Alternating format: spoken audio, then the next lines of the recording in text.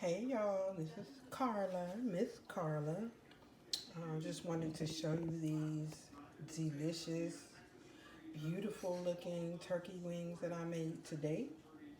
I didn't have time to record, nobody's here with me, but I wanted to show you how tender they are. They've been cooking for about 3.5 hours.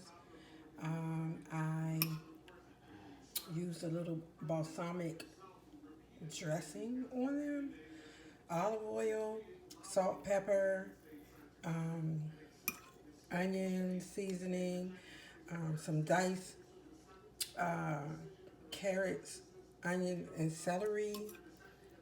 Um, and they are just delicious. Some chicken broth, about a cup. I made 2 pans. I'm going to leave one for my daughter's house and one for my house. But they are so delicious, tender, beautiful. The wing tips are falling off. That's how delicious how tender they are. So, Carla's baked turkey wings.